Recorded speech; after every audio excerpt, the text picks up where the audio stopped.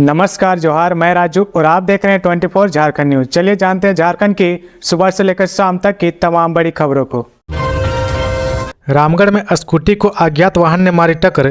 तीज मनाने जा रही महिला और 5 साल की बेटी की मौत। रांची से घर लौट रहे थे। रामगढ़ जिले के चुट्टू पालू घाटी सैनी होटल के पास एक दर्दनाक सड़क हादसा हुआ। एक अज्ञात वाहन ने स्कूटी को टक्कर मार दी। हादसे में स्कूटी सवार महिला और उसके बच्चे की मौत हो गई। मृतक महिला की पहचान सेंट्रल सौंदा नलकरी निवासी रीता देवी के रूप में हुई है। वह स्वर्गीय रमेश भूंया की बेटी थी और सेंट्रल सौंदा नलकरी की रहने वाली थी। रीता रांची के एक दुकान में काम करती थी। वह अपने बेटे के साथ रहती थी। एक कोयलवरी पंचायत के मुखिया फुलेश्वर कुमार ने बताया कि रीता तीज मनाने के लिए रांची से अपने घर जा रही थी। सैनी होटल के पास एक अज्ञात वाहन ने उसकी स्कूटी को टक्कर मार दी और फरार हो गया। हादसे में रीता की मौके पर ही मौत हो गई। उनका बेटा गंभीर रूप से घायल हो गया। स्थानीय लोगों ने घायल बच्चे को रांची रिम्स रेफर किया, लेकिन अस्पताल पहुंचने से पहले उसकी मौत हो गई। पुलिस ने महिला के शव को पोस्टमार्टम के लिए भेज दिया। घटना से भुरकुंडा सेंट्रल सौंदा क्षेत्र में शोक की लहर है। पुलिस मामले की जांच कर रही है। लातेहार के प्राचीन पहाड़ी मंदिर में चोरी। हनुमान जी की चांदी की आंखें ले गए चोर। लातेहार जिले के बरवाडी के प्राचीन पहाड़ी मंदिर में फिर चोरी की घटना हुई है। चोरों ने सोमवार की देर रात मंदिर में घुसकर ऊपरी तल पर स्थित हनुमान जी की प्रतिमा से चांदी की दोनों आंखें निकाल ली और फरार हो गए। श्रद्धालु मंगलवार की सुबह जब पूजा करने मंदिर पहुंचे तो प्रतिमा को क्षतिग्रस्त देख दंग रह गए। सूचना मिलते हैं स्थानीय लोग व मंदिर समिति के सदस्य मौके पर पहुंचे। लोग काफी आक्रोशित दिखे। सूचना मिलते ही बरवाडी अनुमंडल पुलिस पदाधिकारी भरत राम, थाना प्रभारी अनुप कुमार दल बल के साथ मंदिर पहुंचे और गहनता से जांच शुरू कर दी। पुलिस पदाधिकारी ने दावा किया कि बहुत जल्द मामले का खुलासा करते हुए चोरों को गिरफ्तार कर लिया जाएगा। इधर ग्रामीणों का कहना है कि मंदिर और घरों में चोरी की घटनाएं बढ़ गई है। पुलिस उदासीन बनी हुई है। पुलिस अभी तक किसी भी मामले का खुलासा नहीं कर पाई है। चोर बरवाडी पुलिस प्रशासन को चुनौती देकर लगातार वारदातों को अंजाम दे रहे हैं। विधानसभा में एक बार फिर गरमाया डेमोग्राफी का मुद्दा। बीजेपी विधायकों ने जमकर की नारेबाजी। मानसून सत्र के दौरान एक बार फिर राज्य में बदल रहे डेमोग्राफी का मुद्दा गरमाया है। सदन की कार्रवाई शुरू होने से पहले भारतीय जनता पार्टी के विधायकों ने विधानसभा पोटियों में जमकर नारेबाजी की। नेता प्रतिपक्ष बाबूलाल मरांडी के नेतृत्व में भाजपा विधायकों ने राज्य सरकार पर हमला बोलते हुए इसकी रोकथाम की मांग करते हुए नजर आए। इधर भाजपा विधायकों ने नारेबाजी की वजह से विधानसभा परिसर गूंजता रहा। इस मौके पर बीजेपी प्रदेश अध्यक्ष नेता बाबूलाल मरांडी ने कहा कि एक विधानसभा में डेमोग्राफी सुनियोजित तरीके से बदल रहे हैं और इसे कराया जा रहा है। कांग्रेस एवं अन्य दलों के द्वारा SIR का विरोध किए जाने की आलोचना करते बाबूलाल मरांडी ने कहा कि आखिर क्या होना चाहिए, ये लोग तो यह स्पष्ट करें। सड़क हादसे में जख्मी जवान की मौत।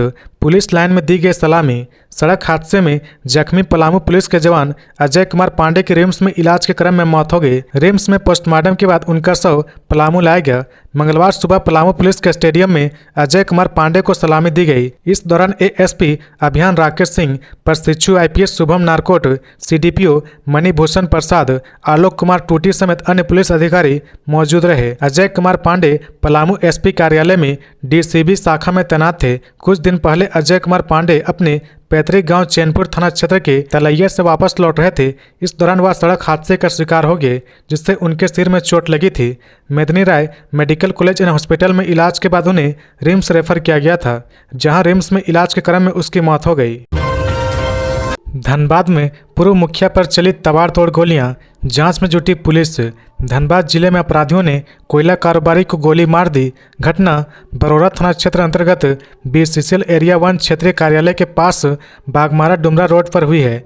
जिसे गोली लगी है उसकी पहचान मांडरा के पूर्व मुखिया शंकर बेलदार के रूप में हुई है। जानकारी के मुताबिक 3 बाइक पर सवार अज्ञात अपराधियों ने शंकर बेलदार पर तबाड़तोड़ फायरिंग की, जिसमें शंकर बेलदार गंभीर रूप से घायल हो गए।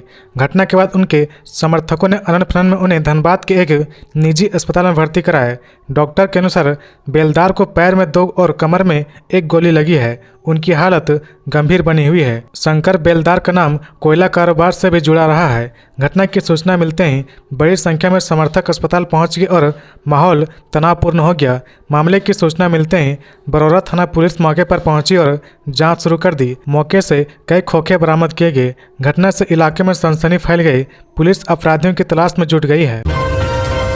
मयंक सिंह के रिमांड को लेकर रामगढ़ कोर्ट में हुई सुनवाई। एटीएस को करनी पड़ी काफ़ी मशक्कत। कोर्ट ने फैसला रखा सुरक्षित। अजरबैजान जेल से पहली बार झारखंड के रामगढ़ भादानी नगर कोर्ट के कांड संख्या 175/22 में सुनील कुमार मीना उर्फ मयंक सिंह को पुलिस रिमांड पर लेने के लिए एटीएस क्राइम इन्वेस्टिगेशन डिपार्टमेंट ने आवेदन दिया था, जिस पर प्रथम श्रेणी न्यायिक दंडाधिकारी मिस संजीविता गोइन की अदालत में सुनवाई हुई।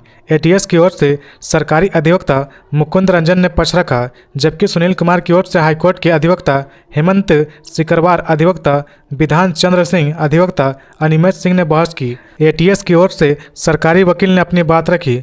उन्होंने अदालत को बताया कि जिस मामले में मयंक सिंह उर्फ सुनील कुमार मीना उर्फ सुनील कुमार को अजरबैजान जेल से वापस लाया गया है, उसकी जांच अभी लंबित है। जिस समय पुलिस जांच कर रही थी उस समय मयंक सिंह उर्फ सुनील कुमार मीना उर्फ सुनील कुमार जेल में था, इसलिए ना तो उससे ठीक से पूछताछ हो सकी और ना ही कई तथ्य सामने आ सके। पूरी दलील सुनने के बाद अदालत ने अपना फैसला सुरक्षित रख लिया है। पलामू में यूरिया की किल्लत से जूझ रहे किसान पर जमाखोर हो रहे मालामाल।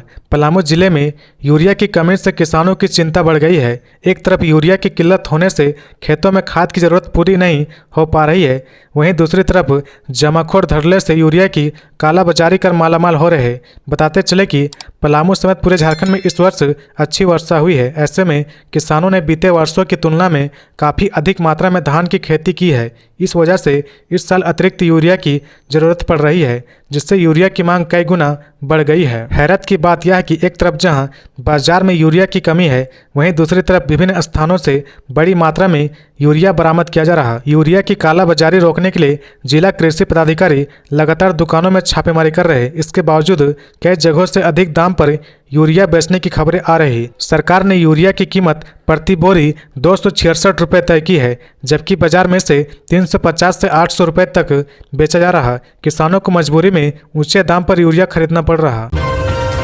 रिम्स निदेशक ने कहा, रिम्स परिसर में निजी प्रैक्टिस की तो होगी सख्त कार्रवाई, बाहर सरकार देखेगी। रिम्स निदेशक डॉक्टर राजकुमार ने सोमवार को सभी विभागाध्यक्षों के साथ बैठक की। इस बैठक में उन्होंने निजी प्रैक्टिस बाहर के लैब से जांच कराने और ड्यूटी अवधि का पालन करने को लेकर कड़ी चेतावनी दी है। उन्होंने कहा कि हाईकोर्ट ने जो टिप्पणी दी है उससे न्यायालय की मंशा समझ में आ जानी चाहिए। ऐसे में दोबारा आगाह किया जा रहा, अगर अस्पताल परिसर के भीतर प्रैक्टिस की शिकायत मिली तो बड़ी कार्रवाई की जाएगी। वहीं रिम्स से बाहर निजी प्रैक्टिस करने पर सरकार देखेगी। निदेशक यह भी स्पष्ट किया कि रिम्स में सभी तरह की जांच सुविधा उपलब्ध है। 3 लैब है, जिसमें सेंट्रल लैब भी है। ऐसे में अगर कोई भी डॉक्टर जांच के लिए बाहर के लैब का परामर्श देता है तो उसके खिलाफ कार्रवाई की जाएगी। अगर जांच लैब में कोई परेशानी हो रही तो उसकी जानकारी रिम्स प्रशासन को दी जाए।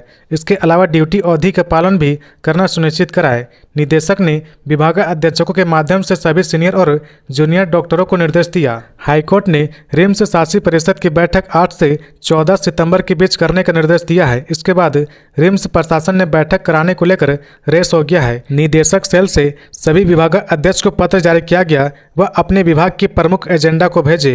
कैसे विभाग को बेहतर किया जा रहा उसका पूरा ब्यौरा दे। समय कम होने की वजह से विभागाध्यक्ष द्वारा एजेंसी तैयार की प्रक्रिया भी शुरू कर दी गई है। बता दें कि हाईकोर्ट ने स्पष्ट किया कि इस बार जीबी की बैठक में पर्यवेक्षक के रूप में रिटायर्ड जस्टिस रहेंगे। रांची नगर निगम ने बकायेदारों पर कसा शिकंजा, होल्डिंग टैक्स जांच में भी होगी तेजी। रांची नगर निगम ने सोमवार को एक बड़ी बैठक की, जिसकी अध्यक्षता अपर प्रशासक संजय कुमार ने की। इस बैठक में तय हुआ कि अब बड़े बकायेदारों और टैक्स नहीं देने वालों पर सीधी और सख्त कार्रवाई की जाएगी। करीब 500 करोड़ बड़े बकायेदारों को तुरंत नोटिस भेजा जाएगा। अगर नोटिस के बाद भी टैक्स जमा नहीं हुआ तो फ्लैग ऑफ करते हुए टीम सीधी कार्रवाई करेगी। हर वार्ड में जिम्मेदार अफसर तय होंगे जो काम की निगरानी रखेंगे। निगम टैक्स अफसर और एजेंसी की अलग अलग टीम बनाई जाएगी। ये टीम बड़े बकायादारों से सीधे संपर्क करेगी और दबाव बनाएगी कि जल्द टैक्स चुकाएं। हर हफ्ते रिपोर्ट बनाकर अफसरों को दी जाएगी। नए SF GIS मैपिंग और ड्रोन सर्वे के जरिए 20,000 वर्ग फीट से बड़े भवनों की तुरंत जांच होगी। अगर जांच में गड़बड़ी मिली या दर्ज विवरण से फर्क निकला तो सीधे अतिरिक्त टैक्स की मांग उठाई जाएगी। साल 2025-26 के लिए हर महीने टैक्स वसूली का लक्ष्य बढ़ाया जाएगा। टैक्स कर्मचारियों को इसका सख्ती से पालन कराना होगा। झारखंड में IPS से लेकर सिपाही स्तर के पुलिस कर्मियों में बढ़ा रील बनाने का क्रेज। डिजिटल युग में सोशल मीडिया एक शक्तिशाली माध्यम बन चुका है, जहां आम लोग से लेकर अफसर तक अपनी मौजूदगी दर्ज कराने की होड़ में लगे हैं। झारखंड में भी पुलिस महकमे में सोशल मीडिया रील बनाने का चलन तेजी से बढ़ रहा है। IPS, ASP, DSP, दरोगा से लेकर सिपाही स्तर तक के कर्मी पुलिस की वर्दी में रील्स बनाकर इंस्टाग्राम और अन्य सोशल मीडिया प्लेटफॉर्म पर पोस्ट कर रहे हैं। अक्सर ये रील काम करने की जगह यानी थाने या फील्ड ड्यूटी के दौरान ही शूट की जाती है, जिससे न सिर्फ वर्दी की मर्यादा बल्कि पुलिस की पेशेवर छवि पर भी सवाल उठने लगे हैं। देश के कई राज्यों में पुलिस विभाग ने अपने कर्मियों के लिए सोशल मीडिया पॉलिसी बनाई है, ताकि वर्दीधारी कर्मियों के द्वारा सोशल मीडिया के अनुचित उपयोग को रोका जा सके। कारण साफ है कि वर्दी पहनकर रील बनाना और उन्हें सोशल मीडिया पर शेयर करना विभागीय आचरण नियमों के खिलाफ मानी जाती है। इससे वर्दी की गरिमा और पुलिस की छवि दोनों प्रभावित हो सकती है। झारखंड सरकार ने भी अपने कर्मचारियों के लिए इंटरनेट मीडिया के इस्तेमाल पर विस्तृत गाइडलाइन जारी किया है। यह गाइडलाइन 4 फरवरी 2025 को कार्मिक विभाग द्वारा जारी की गई थी। गाइडलाइन के अनुसार सरकारी कर्मचारी द्वारा इंटरनेट मीडिया जैसे व्हाट्सएप, ट्विटर, इंस्टाग्राम पर ऐसा कुछ पोस्ट शेयर ना करे जो झारखंड सरकारी सेवक आचार नियमावली के नियमों के खिलाफ हो। सरकारी कर्मी केवल उसी हद तक अपने विचार व्यक्त कर सकते हैं जहां तक सरकार द्वारा उन्हें आपत्तिजनक ना माना जाए। झारखंड सरकार द्वारा जारी गाइडलाइन में यह भी निर्देश दिया गया कि कार्यालय समय के दौरान कर्मचारी अनावश्यक रूप से अपने व्यक्तिगत सोशल मीडिया अकाउंट का इस्तेमाल ना करें। कर्मचारियों को अपने कार्यस्थल से संबंधित शिकायतें या मुद्दों को वीडियो, फोटो या किसी अन्य रूप में सोशल मीडिया पर साझा करने से मना किया गया है। इन सख्त निर्देशों के बावजूद कई पुलिस अधिकारी और कर्मी अभी भी फेमस होने के लिए सोशल मीडिया पर रील पोस्ट कर रहे हैं। यह दर्शाता है कि डिजिटल दुनिया में फेमस होने की चाहत विभागीय नियमों पर भारी पड़ रही है। झारखंड में खेल दिवस पर 3 दिन तक होगा खेलकूद का उत्सव। हॉकी के जादूगर मेजर ध्यानचंद की जयंती पर हर साल 29 अगस्त को राष्ट्रीय खेल दिवस मनाया जाता है। इस बार झारखंड में यह दिन खास अंदाज में मनाने की तैयारी हो चुकी है। खेल कूद एवं युवा कार्य निदेशालय के अनुसार 29 से 31 अगस्त तक राज्य और जिला स्तर पर खेल प्रतियोगिताएं, फिटनेस एक्टिविटी और सांस्कृतिक कार्यक्रम आयोजित होंगे। 30 अगस्त को जिला स्तर पर गुल्ली डंडा, गेंडी दौड़, मटका फोड़, रस्सा कस्सी और सिकंदर जैसे पारंपरिक खेल कराए जाएंगे। सभी जिलों में इंडोर गेम भी होंगे। मुख्य आयोजन रांची में होगा। Football stadium, state hockey stadium, मंदिर मैदान और ऑडिटोरियम में प्रतियोगिताएं होगी। धनबाद के झरिया में वाहन चोर गिरोह के 3 सदस्य गिरफ्तार, चोरी की 3 बाइक बरामद। धनबाद के झरिया में सक्रिय वाहन चोर गिरोह के खिलाफ पुलिस ने बड़ी कार्रवाई की है। पुलिस ने गिरोह के 3 सदस्यों को गिरफ्तार किया है। उनके पास से चोरी की 3 बाइक बरामद की गई। यह जानकारी सिंदरी DSP आशुतोष कुमार सत्यम ने सोमवार को झरिया थाना में प्रेस वार्ता में दी। उन्होंने बताया कि 21 अगस्त को झरिया के मृत सदन अस्पताल के पास से एक ग्लैमर बाइक की चोरी की गई थी। पीड़ित समीर अहमद की लिखित शिकायत के बाद थाना प्रभारी शशि रंजन के नेतृत्व में विशेष छापेमारी दल का गठन किया गया। छापेमारी दल ने तकनीकी इनपुट और CCTV फुटेज के आधार पर छापेमारी कर गिरोह के 3 सक्रिय सदस्यों को गिरफ्तार कर लिया। उनकी निशानदेही पर चोरी की गई ग्लैमर व अन्य 2 चोरी की बाइक जब्त की गई। रांची के हिंदपीढ़ी में युवक की गोली मारकर हत्या में शामिल आरोपी ने किया सरेंडर। रांची के हिंदपीढ़ी में साहिल नाम के युवक की गोली मारकर हत्या करने के आरोपी अरमान राजा ने सोमवार को सरेंडर कर दिया। कोतवाली DSP प्रकाश सोय के नेतृत्व में पुलिस की टीम लगातार अरमान राजा की गिरफ्तारी के लिए संभावित ठिकानों पर छापेमारी कर रही थी। इसी दबिश से परेशान होकर अरमान ने सोमवार को रांची सिविल कोर्ट में सरेंडर कर दिया। उल्लेखनीय है कि इस मामले में रांची पुलिस ने कार्रवाई करते पूर्व पार्षद असलम को जेल से निकालते ही गिरफ्तार कर फिर से जेल भेज दिया था। उल्लेखनीय है कि बीते 10 अगस्त को हिंदपीढ़ी में साहिल की गोली मारकर हत्या करने के बाद इलाके में तनाव व्याप्त हो गया था। हिंद पीढ़ी गवाला टोली में उपद्रव की स्थिति बन गई थी। कुछ उपद्रवियों ने अरमान के घर में घुसकर तोड़फोड़ की, आगजनी भी की। अमन सोसाइटी सामुदायिक हॉल में भी उपद्रवियों ने तोड़फोड़ की और कार को क्षतिग्रस्त कर दिया। बुलेट मोटरसाइकिल में आग लगा दी। सैकड़ों कुर्सियों और शीशे को तोड़ डाला था। मृतक के परिजनों ने पूर्व पार्षद के भाई पर हत्या में शामिल होने का शक जताया है। साहिल की हत्या करने के बाद से अरमान फरार हो गया था। सांसद मनीष जायसवाल का आरोप, कहा विपक्ष के कारण बर्बाद हो गया मानसून सत्र। मानसून सत्र समाप्त होने के बाद हजारीबाग सांसद मनीष जायसवाल अपने क्षेत्र पहुंच चुके हैं। उन्होंने हजारीबाग में विपक्ष पर गंभीर आरोप लगाया और कहा कि मानसून सत्र विपक्ष के कारण बर्बाद हो गया। 21 दिनों का मानसून सत्र था। 2 दिन ऑपरेशन सिंदूर पर चर्चा की गई। 19 दिन में 120 घंटा सत्र चलना था, जो महज 30 घंटा ही चला। यह दुर्भाग्यपूर्ण है। आम जनता के पैसे से सत्र चलता है।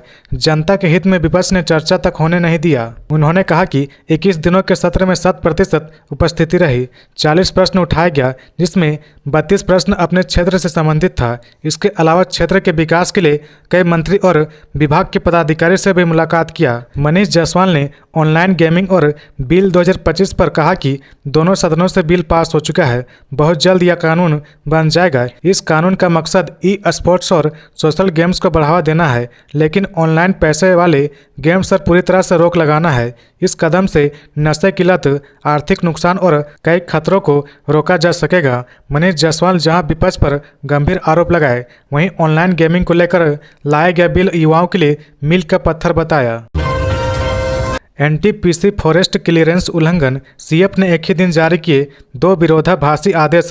जांच पर उठे सवाल। हजारीबाग पश्चिमी वन प्रमंडल में एनटीपीसी द्वारा फॉरेस्ट क्लीयरेंस और पर्यावरणीय स्वीकृति की शर्तों का उल्लंघन कर सड़क मार्ग से कोयला ट्रांसपोर्टेशन के मामले में बड़ा मोड़ आ गया है। वन संरक्षक ममता प्रियदर्शी ने जांच समिति की अंतरिम रिपोर्ट पर 5 महीने बाद एक ही दिन 2 विरोधाभासी निर्देश जारी कर दिए।